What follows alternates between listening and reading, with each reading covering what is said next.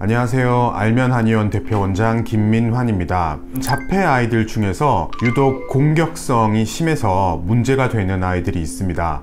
타인에 대한 공격성 뿐만이 아니라 자해를 하는 아이들도 있죠. 오늘은 자폐 아이들이 보이는 공격성에 대해서 알아보고 어떤 식으로 도움을 줄 수 있는지에 대해서도 알아보도록 하겠습니다.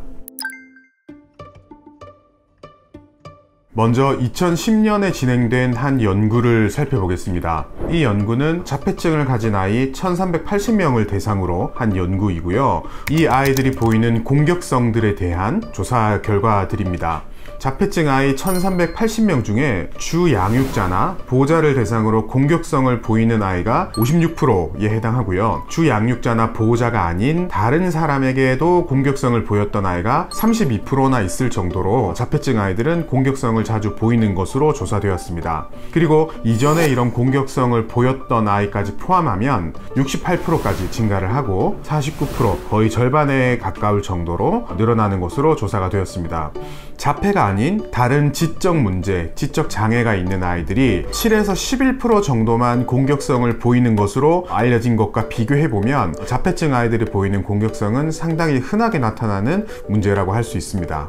그리고 특징적인 것이 자폐가 없는 일반적인 아이들의 공격성과 달리 자폐증 아이들이 보이는 공격성은 자폐 증상의 심각성, 지적 기능, 성별, 결혼 상태, 부모의 교육 수준 이런 지표들과 별로 관계없이 나타나는 것으로 조사되었습니다. 주목할 것은 오히려 아이가 더 어릴수록 그리고 고소득 가정 출신이거나 부모의 교육 수준이 더 높은 아이들이 공격성을 더 많이 보이는 것으로 조사되었습니다.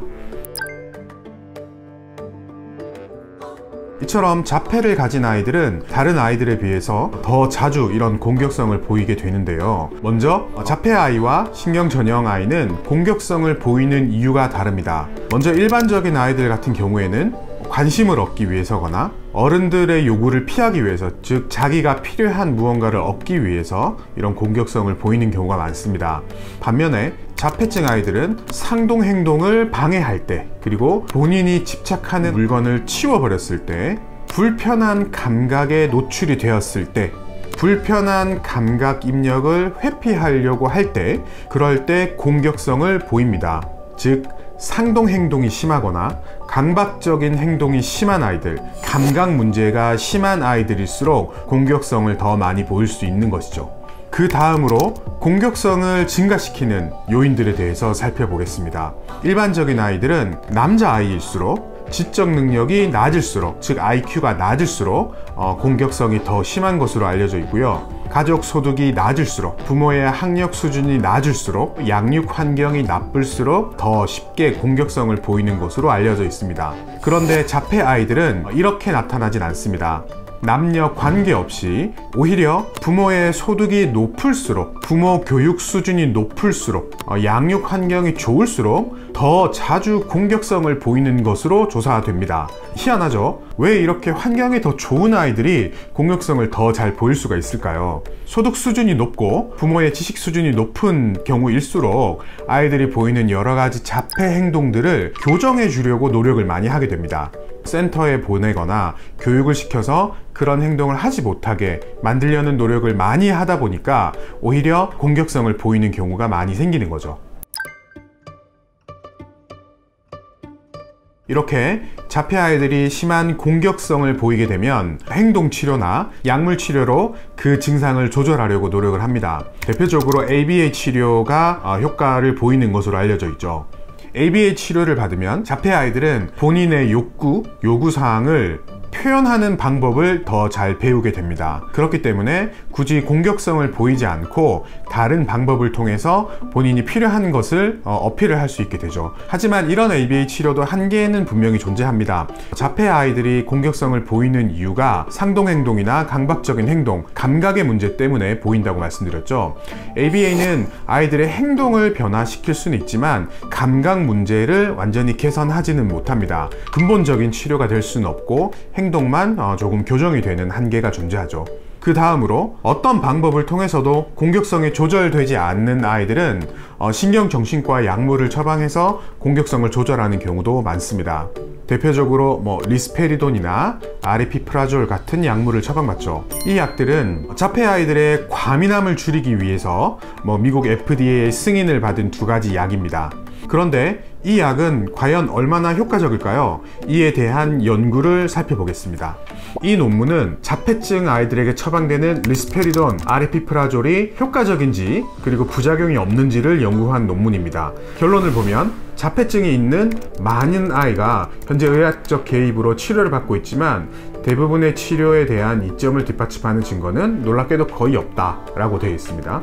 리스페리돈과 아리피프라졸은 공격적이고 반복적인 행동의 이점을 보여주었지만, 즉 이런 행동을 줄이는 효과는 분명히 있다라고 밝히고 있죠. 하지만 관련 부작용이 있기 때문에 심각한 손상이나 부상 위험이 따를 수 있다라고 경고를 합니다.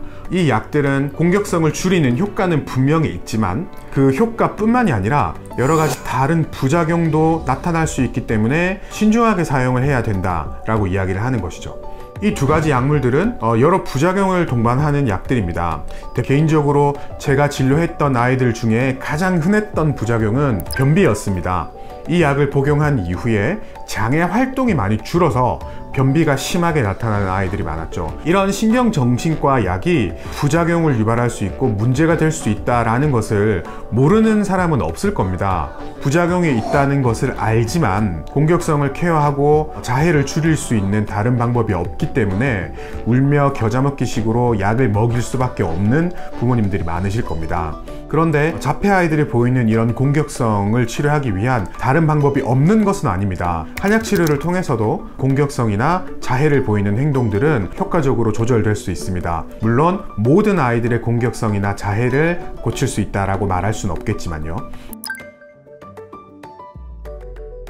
저희 한의원에서는 공격성을 보이는 자폐 아이들을 치료하기 위해서 크게 두 가지 목표를 가지고 한약 처방을 합니다. 먼저 첫 번째로는 뇌신경의 성장 발달을 촉진하는 한약을 처방합니다. 자폐 아이들이 상동 행동을 보이고 하던 것대로 하고 강박적인 성향을 보이는 것도 불안도가 많이 높기 때문입니다. 다시 말해서 우리 아이들이 보이는 공격성은 그 출발이 불안함, 예민함, 민감함이라는 것이죠.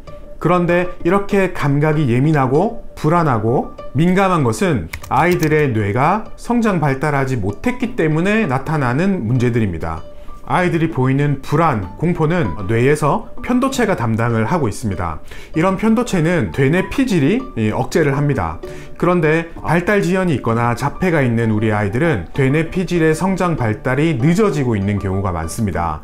그러다 보니까 뇌내 피질이 편도체를 적당하게 억제하지 못하기 때문에 과도하게 불안하게 되고 과도하게 감각이 예민해지는 그런 현상을 보입니다. 결국 공격성을 보이게 되죠. 그렇기 때문에 공격성을 줄이기 위해서 가장 중요한 것은 뇌가 충분히 성장 발달하는 것입니다. 아이 스스로 본인을 통제할 수 있게 되고 본인의 감정을 조절할 수 있게 됩니다.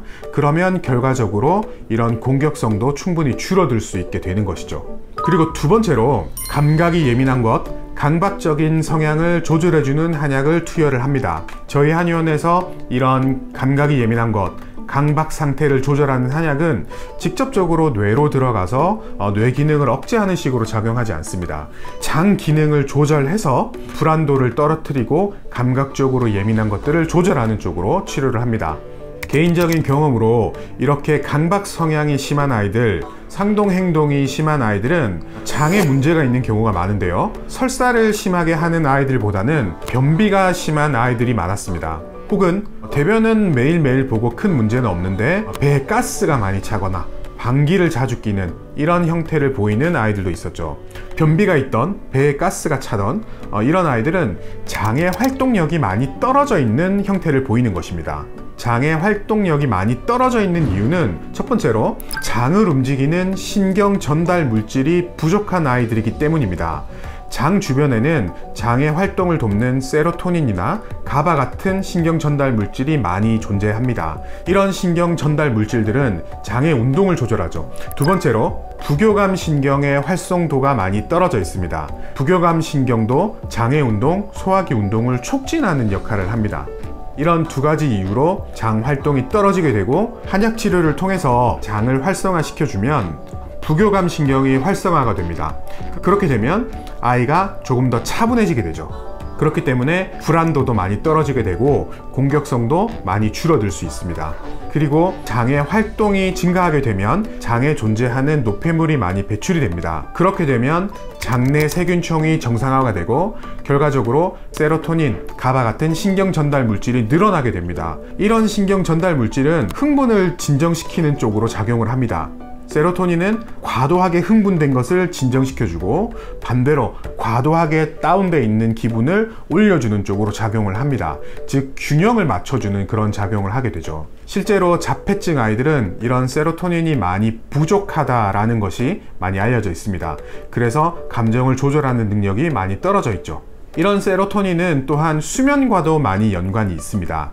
그래서 세로토닌이 바로 잡히게 되면 수면도 원활해질 수 있는 것이죠. 특정 한약재에는 이런 세로토닌의 전구 물질인 트립토판이 많이 포함되어 있기도 합니다. 그렇기 때문에 이런 약재들을 복용을 하면 장 기능도 개선이 되면서 아이의 불안도도 충분히 떨어뜨릴 수 있게 되죠. 이런 식으로 치료를 하는 아이들은 치료 전후에 유기산 검사를 해보면 그 반응을 확실하게 알 수 있습니다. 신경 전달 물질 대사나 장내 세균총 대사 관련 수치들이 많이 조절되는 것을 볼 수가 있죠.